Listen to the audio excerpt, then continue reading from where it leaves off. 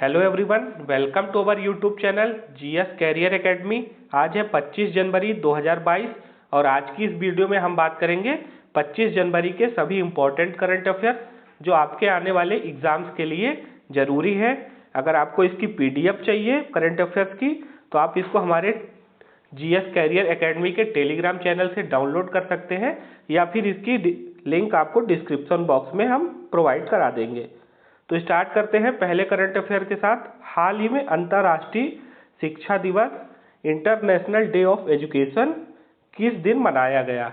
तो 24 जनवरी को अंतर्राष्ट्रीय शिक्षा दिवस मनाया गया है। राइट आंसर हो जाएगा 24 जनवरी।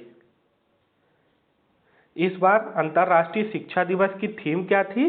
तो चेंजिंग कोर्स ट्रांसफॉर्मिंग एजुकेशन इस बार के अंतर्राष्ट्रीय शिक्षा दिवस की थीम रखी गई थी। अंतर्राष्ट्रीय शिक्षा दिवस मनाने की शुरुआत कब से हुई थी? तो साल 2018 से इसकी शुरुआत हुई थी। और इसको शुरू किसने किया था? तो संयुक्त राष्ट्र महासभा ने इसकी शुरुआत करी थी साल 2018 में। 24 जनवरी के दिन हर साल अंतर्राष्ट्रीय शिक्षा दिवस मनाया जाएगा। बात कर लेते हैं जनवरी महीने में जो कुछ प्रमुख दिवस मनाए गए हैं। तो 1 जनवरी को वैश्विक परिवार दिवस मनाया गया है। 8 जनवरी को अफ्रीकी राष्ट्रीय कांग्रेस स्थापना दिवस मनाया गया है। 9 जनवरी को प्रवासी भारतीय दिवस मनाया गया है। 12 जनवरी को राष्ट्रीय युवा दिवस मनाया गया है। 15 जनवरी को राष्ट्रीय सेना दिवस। 23 जनवरी को नेताजी सुभाष चंद्र बोस जी की जयंती मनाई गई है और 24 जनवरी को ही राष्ट्रीय बालिका दिवस मनाया गया। तो ये सभी डेट आपको याद रखना है। नेक्स्ट है हमारा, हाल ही में केंद्र सरकार ने किस राज्य के मंगलुरु के गंजमीट में एक प्लास्टिक पार्क बनाने की मंजूरी दी है? तो मंगलुरु किस राज्य में है? कर्नाटक में, जहां पे यह प्लास्टिक पार्क बनाया जाएगा, जिसकी मंजूरी अभी हाल ही में केंद्र सरकार के द्वारा दी गई है। राइट आंसर हो जाएगा ऑप्शन सेकंड, कर्नाटक। यह पार्क 62.77 करोड़ रुपए में बनाया जाएगा। इसे कर्नाटक औद्योगिक क्षेत्र विकास बोर्ड यानी KIADB की भूमि में बनाया जाना है। इस पार्क में पॉलीप्रोपिलीन यूनिट लगाई जाएगी। यह इकाई पार्क के अंदर पॉलीमर और प्लास्टिक इकाइयों को कच्चा माल उपलब्ध कराएगी। नेक्स्ट, हाल ही में ICC द्वारा घोषित अवार्ड्स में सर्वश्रेष्ठ महिला क्रिकेटर ऑफ द ईयर किसे चुना गया है? यहाँ पे आपको 4 ऑप्शन नजर आ रहे होंगे, सारा टेलर, स्मृति मंदाना, गैबी लुइस और पूनम यादव। तो इसका राइट आंसर हो जाएगा स्मृति मंदाना, ऑप्शन सेकंड, जिनको हाल ही में ICC द्वारा घोषित अवार्ड्स में सर्वश्रेष्ठ महिला क्रिकेटर ऑफ द ईयर चुना गया है। स्मृति मंदाना को इससे पहले साल 2018 में भी यह पुरस्कार मिल चुका है। 2018 में भी वो सर्वश्रेष्ठ महिला क्रिकेटर ऑफ द ईयर का अवार्ड पा चुकी हैं, तो यह उनको दूसरी बार अवार्ड मिला है। T20 emerging cricketer of the year पुरुष श्रेणी में किसे मिला है? तो दक्षिण अफ्रीका के बल्लेबाज जाने मन मलान को T20 cricketer of the year पुरुष श्रेणी में दिया गया है। T20 cricketer of the year पुरुष श्रेणी में पाकिस्तान के बल्लेबाज मोहम्मद रिजवान को दिया गया है। तो emerging cricketer of the year आपको याद रखना है जाने मन मलान और T20 cricketer of the year Mohammad Rizwan, जो कि पाकिस्तान के हैं और यह दक्षिण अफ्रीका के हैं। हाल ही में किस राज्य के आपदा प्रबंधन संस्थान को संस्थागत श्रेणी में सुभाष चंद्र बोस आपदा प्रबंधन पुरस्कार 2022 मिला है? तो अभी यह गुजरात आपदा प्रबंधन संस्थान को अवार्ड मिला है, सुभाष चंद्र बोस आपदा प्रबंधन पुरस्कार 2022।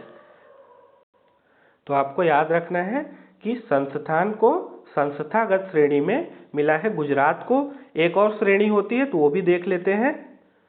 तो व्यक्तिगत श्रेणी में किसको मिला है? सिक्किम राज्य आपदा प्रबंधन प्राधिकरण के उपाध्यक्ष है विनोद शर्मा को यह पुरस्कार मिला है। बात कर लें तो संस्था के मामले में कितना पुरस्कार दिया जाता है? 51 लाख रुपए का नगद पुरस्कार और एक प्रमाण पत्र दिया जाता है। व्यक्तिगत स्तर पर जो पुरस्कार दिया जाता है उसमें 5 लाख नगद पुरस्कार और एक प्रमाण पत्र दिया जाता है। तो दो तरह के मिलते हैं, एक व्यक्तिगत मिलता है और एक संस्थागत मिलता है। तो व्यक्तिगत में किसको मिला है? विनोद शर्मा जी को, जो कि सिक्किम राज्य के हैं, और संस्थागत में गुजरात के आपदा प्रबंधन संस्थान को मिला है। हाल ही में आरसी गंजू और अश्विनी भटनागर द्वारा लिखी गई पुस्तक का शीर्षक क्या है? तो अभी हाल ही में आरसी गंजू और अश्विनी भटनागर ने एक पुस्तक लिखी है जिसका शीर्षक है ऑपरेशन खात्मा। राइट आंसर हो जाएगा फर्स्ट, ऑपरेशन खात्मा।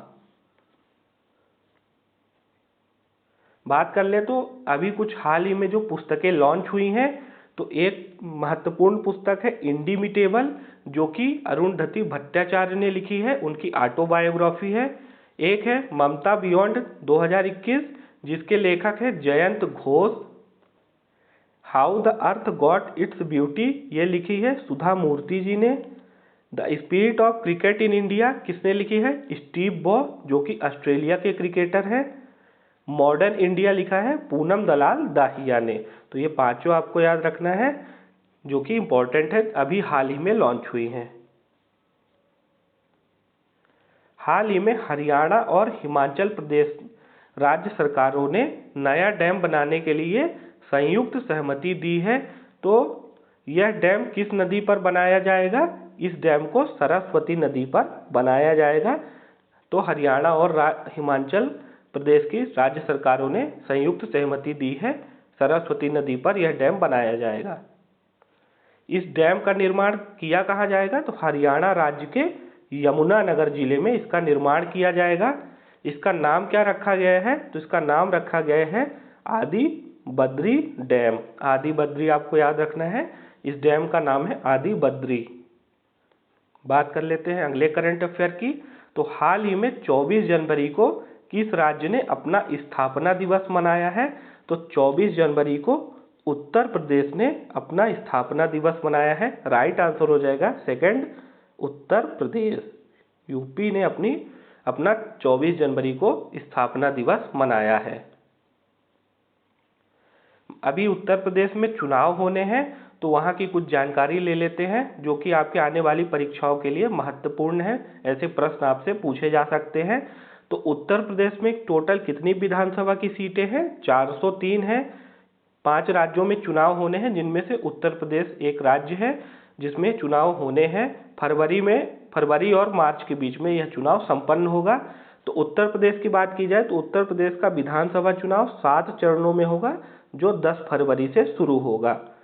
उत्तर प्रदेश की कुछ अभी जो योजनाएं शुरू की गई हैं राज्य सरकार द्वारा, तो उत्तर प्रदेश भाग्य लक्ष्मी योजना 2022 और मुख्यमंत्री किसान और सर्वहित बीमा योजना उत्तर प्रदेश की कुछ मुख्य योजनाएं हैं।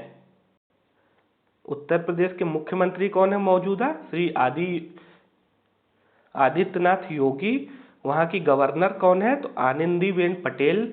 और उत्तर प्रदेश की राजधानी है लखनऊ। हाल ही में दिए प्रधानमंत्री राष्ट्रीय बाल पुरस्कार के विजेताओं का चयन भारत सरकार के किस मंत्रालय द्वारा किया जाता है? तो अभी हाल ही में प्रधानमंत्री राष्ट्रीय बाल पुरस्कार दिए गए हैं। इसके जो विजेताओं का चयन होता है वह भारत सरकार के महिला एवं बाल विकास मंत्रालय द्वारा किया जाता है। राइट आंसर हो जाएगा ऑप्शन 3, महिला एवं बाल विकास मंत्रालय। यह पुरस्कार 6 क्षेत्रों में असाधारण क्षमता दिखाने और उत्कृष्ट उपलब्धि हासिल करने वाले बच्चों को दिया जाता है। बात कर लेते हैं 6 क्षेत्र कौन कौन से हैं जिनमें इन पुरस्कारों को दिया जाता है।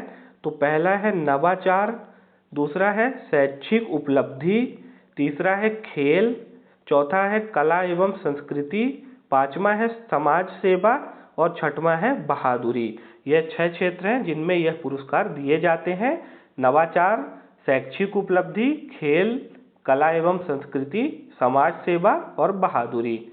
प्रत्येक पुरस्कार विजेता को 1 लाख रुपए और एक पदक तथा एक प्रमाण पत्र दिया जाता है। 3 चीज दी जाती है, एक पदक, 1,00,000 रुपए नगद और एक प्रमाण पत्र दिया जाता है।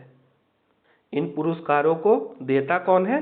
तो देश के प्रधानमंत्री जी इन पुरस्कारों को देते हैं और राष्ट्रपति भवन में इन पुरस्कारों का वितरण किया जाता है। तो आज के करंट अफेयर की क्लास यहीं तक थी। अगर आपको यह वीडियो अच्छी लगी हो तो वीडियो को लाइक करिए और चैनल को अगर आपने सब्सक्राइब नहीं किया है तो सब्सक्राइब करिए, ताकि आने वाली अगली क्लास की जानकारी आपको सबसे पहले मिल सके। अगर आपको इसकी PDF चाहिए तो आप हमारे GS कैरियर एकेडमी के टेलीग्राम चैनल से इसको डाउनलोड कर सकते हैं। तब तक इस वीडियो को आप अपने दोस्तों तक शेयर कर दीजिए जिनको आपको लगे कि इसकी ज़रूरत है करंट अफेयर्स की। मिलते हैं नेक्स्ट क्लास में, तब तक के लिए जय हिंद,